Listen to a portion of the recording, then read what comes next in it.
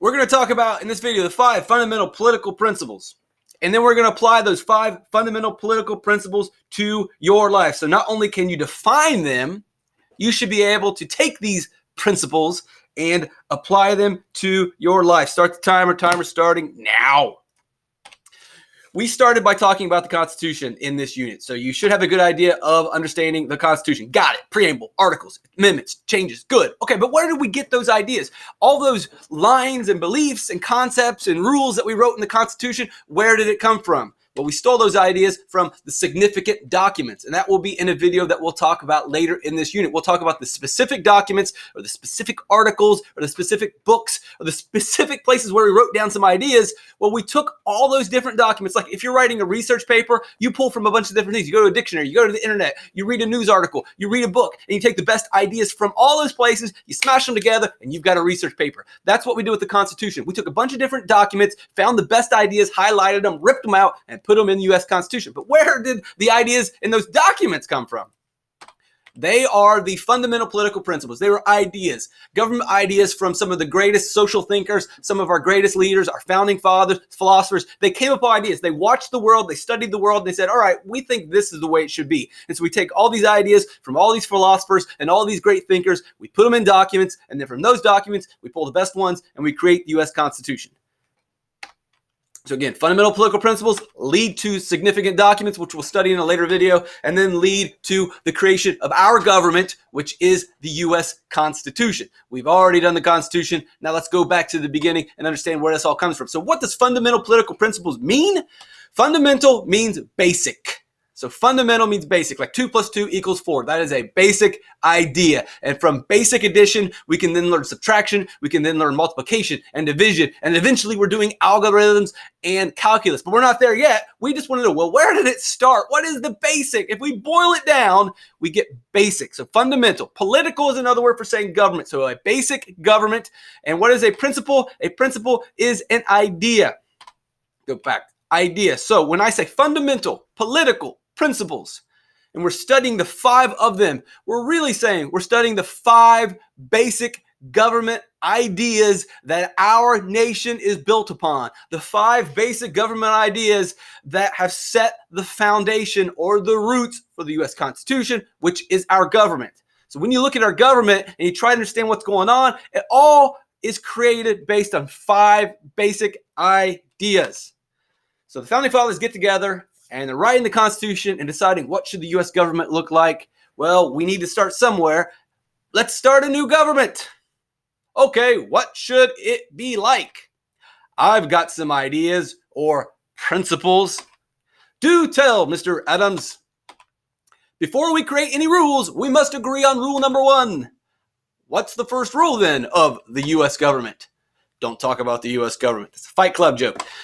No, rule number 1 is we all must agree to follow the rules or the laws. Rule number 1, let's start a government. Rule number 1, he says, is going to be we all must agree to follow the rules. If we write a constitution and we write all these rules and all these ideas and all these instructions and all these guidelines, everything that's in the U.S. Constitution, all the parts of the preamble, all the parts of Article 1, Article 2, Article 3, Article 4, Article 5, all the amendments, all the sentences written in there, we have to agree that we are going to follow those. We are going to accept those. That's rule number 1. Or else, why are we even writing down this document? Why are we starting a government if you're not going to listen to it and follow what it says to do? That's called the rule of law. Number 1, our fundamental political principle number 1 is the rule of law. Think of it this way. If we do not follow, if we do not obey the law, then the nation will not work. Imagine your town. 10,000, 15, 20,000 people. Imagine that no one's following the rules. No one's following or abiding by the law. What's going to happen? Chaos. Think of a county. Think of the state that you live in, and no one's following the rules. What's it going to look like? Chaos. Robbing, stealing, murder, buildings on fire, destruction everywhere. Why even go to work if there's no rules? You're spending most of your time just trying to survive. It's absolute anarchy and chaos when no one follows the rules. It's the purge. Now imagine the purge is forever. It's not just 24 hours. Imagine the purge is all day, every day. You're like, oh, cool, awesome, until you die. But even think about this. If the purge is always existing, How are you going to farm? How are you going to go to work? How are you going to buy a house? Who are you going to buy a house from? Who are you going to sell money to? Like, I'll give you $5. What's $5? There's no rules. Money doesn't mean anything, right? If I'm going to give you $5, we all have to agree that that is $5 and it is worth something. But no one's following any rules, so that there's no guarantee that it is worth anything. If I think it's $5, well, we need a government to say $5 is $5, and we all agree that $5 is $5. We have to follow the rules. It's getting kind of out there and abstract, but that's the way it is. If no one follows the rules, is there even rules? If no one follows the law, is there even a law? Well, yeah, of course there is. They wrote the law down, and I can see it on a piece of paper. But if no one's following it and it's not existing, if a tree falls in the woods and no one sees it, did the tree even fall? How do you know what's going on? I know we're getting some pretty high philosophy ideas, but here, if no one's following the law, is there even a law? Yeah, but it's written down. But if no one's following it, does it even exist? And if no one's following it, then why are we even making laws? If no one's going to follow any of this, and if no one's going to listen to any of this, then why bother writing a constitution? Why even bother creating a government if no one's going to listen to it, no one's going to follow any of the instructions or directions? So we have to start from the basics. We got to start step one, and that is the first and probably the most important rule. We all must follow the rules. Everyone must be treated equally by the government. It was unfair that the British soldiers got away with murder in Boston. That's right. They didn't have to follow the rules. That caused chaos. That caused problems. No one should be above the law. Let's call it the rule of law. The rule is we must follow the law. The rule is you follow the law. That's the rule of law. These people all had to follow the rule of law. Lindsay Lohan broke the law, and the rule is you go to jail. Paris Hilton broke the law. The rule is you have to go to jail. Lil Wayne, all these people. The rule is we all follow the law. The rich, the famous, the prestigious. Everyone must follow the rules, or else we don't really have a country. We all must be treated equally. That's where we start. Next one, consent of the governed. What is that? Power comes from the people. Okay, so consent of the governed is a fancy way of saying power comes from the people. In this country that we're starting, idea number 2, power comes from the people. Not God, nor the military power shall decide our leaders. The military doesn't decide stuff. God does not make up rules. The people make up rules. That's our second idea. We're starting a government. We decide, all right, rule of law. Also, the people are going to make all the decisions. The people are going to pick the leaders. I'm still confused. We, the people, where'd you hear that from? Allow the government to rule. And the government then serves us. They protect us. And if they don't, we, the people, are going to pick a new government. So that's the second basic idea that sets up our government that exists today. We, the people, pick our leaders. That's called consent of the government. We, the people, give our power to the government. We forfeit our power. They take our combined power, and they use it to protect our rights. That was all in the preamble. There's a bunch of examples of we, the people, giving our power to the government. They use that power then to protect our rights. This government sounds pretty good. How if they have too much power? This one's pretty simple. This one's pretty easy. Just like the king. They might abuse us if we give them too much power. We just gave them power. Oh, no. That's all right. I got a plan. We shall limit the government's power. This is your third fundamental political principle. We're going to limit the government's power. So that's like a lasso. We're holding on. The government can't get out of control. It's like a leash. The people have control of the government. Third idea. We're setting up all this stuff. We're always thinking the third idea or basic government concept or principle is that, yeah, we're creating government. We're giving them a lot of power, but we're going to limit the power of that government. Number 4, also, the people will make decisions by voting. So we're creating a government. How's this thing going to work? What are some of the basic ideas for creating the United States and U.S. Constitution? The people will rule through voting. That's how we'll make decisions. We shall call it a democracy. Well, we're not going to call it that. The Greeks already called it that 20,000 years ago, but we'll take their idea. A lot of these ideas already existed. We're borrowing and taking from the greatest minds ever on the face of the earth, and we're taking from the greatest documents. We're stealing from the best to make the best. That's what you do. Democracy. Now, democracy is not just voting. A lot of times we think of voting as democracy. Yes, that is a key tenet. That is a key characteristic of democracy. But there are 3 real characteristics if you want to be a true democracy. It's not just voting. Also, a part of being a democracy is equality. You must have equality. You're just voting. Voting is voting, but when we talk about a democracy is voting. It is a society where people are equal, and it is a society where people have individual rights. Religion, assembly, press, participation, and speech. You have freedoms. So democracy is not just voting. Voting is voting. Picking is picking. Democracy takes 3 characteristics: Democracy takes voting, equality, and individual rights. If you have those three things, then you then are a democracy. And we say, we want that. That's the fourth thing. We want our country to be a democracy. So, consider the governed, limited government, rule of law, democracy like that. One more.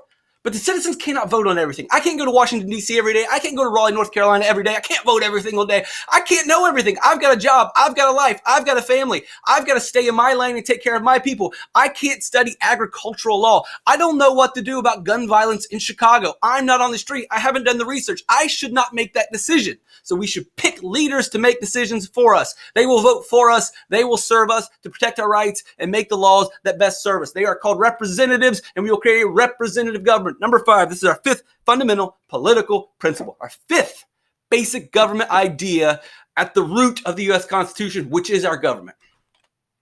These guys, we can't go there every day. So we will pick a leader. Every state has a representative, has many representatives, depending on where you live. Typically, for every 700,000 people in a state, you get one representative. Every state gets 2 senators. We also have a president. We have local representatives on city council, on your county board of council. You've got state delegates. You've got state senators. We have bunches.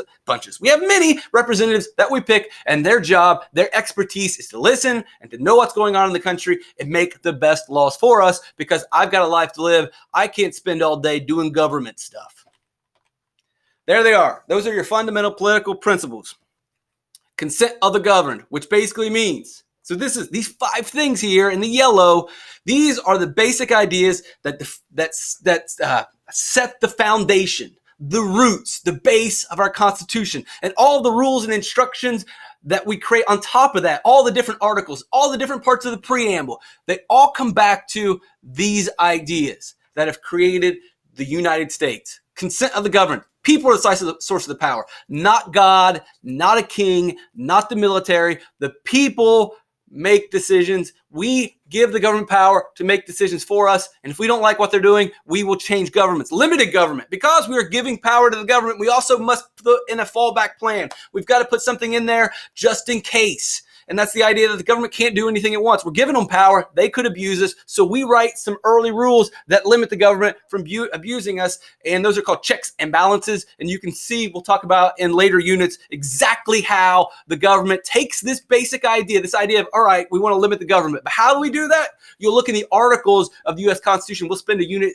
going over exactly how they can bring this idea to life every day. Democracy is simple. People vote. But remember, also a part of being a true democracy is having equality and also having individual rights. Voting is probably the biggest part, though. That's the one that we all, if you want immediate change and you want to really understand democracy, sure, voting is the thing that stands out. And that gets you half the way there. Again, rule of law, no one's above the law. Also the idea that we agree to follow the law. No one's above the law because we all agree to follow the law. I can say it again. No one is above the law. No one gets away with breaking the law because we all agree. We all agree to follow the law. And then last, representative government. We can't vote every single day on every single law and every single bill. But what we can do is pick specific leaders to go do that job for us and entrust that they will make the best of our power. Consent of the governed, limited government, democracy, rule of law, representative government. Those are the 5 ideas that sum up our Constitution and that explain what our government does every day. These are the 5 at the root of the preamble. They are the 5 that sum up the articles. They sum up every local government, every local law are based on these. Think of it this way. If you're starting a government, how's your government going to work? What's it going to be about? You start with ideas, and that's the fundamental political principle. If you're going to start a government tomorrow, you got to think about, well, what do I want the government to do? What's my idea of a government? What is the purpose of a government? And it's going to start with your basic government ideas, your fundamental political principle. To make an analogy or maybe make it easier to think of, because starting a nation or starting a government, that might seem way too big of a deal. If you're going to start a restaurant, how's your restaurant going to work? What's your restaurant going to be about? You're going to start with ideas about what kind. Is it going to be fast food? Is it going to be sit down? Is it going to be Mexican? Is it going to be Italian? Are your waitresses or waiters going to dress funny? Are they going to be really happy? Like, what's the walls of your restaurant going to look like? Is it going to be very simple? Is it going to have really artsy things? Are you going to have sports on? Or are you not going to have sports on? You have a big parking lot? Are you going to have a deck outside? What kind of ideas do you want to build in a specific neighborhood? These are all ideas that you would start with and then bring your restaurant to life. Same thing with the government. You start with some basic ideas and then you add on and bring that government to life. So 5 ideas we studied today led to our government, just like your 5 ideas would lead to a restaurant. 5 fundamental political principles. Know your 5 fundamental political principles and then be able to kind of see those in the real world. The timer's saying I got to stop, so I got to stop.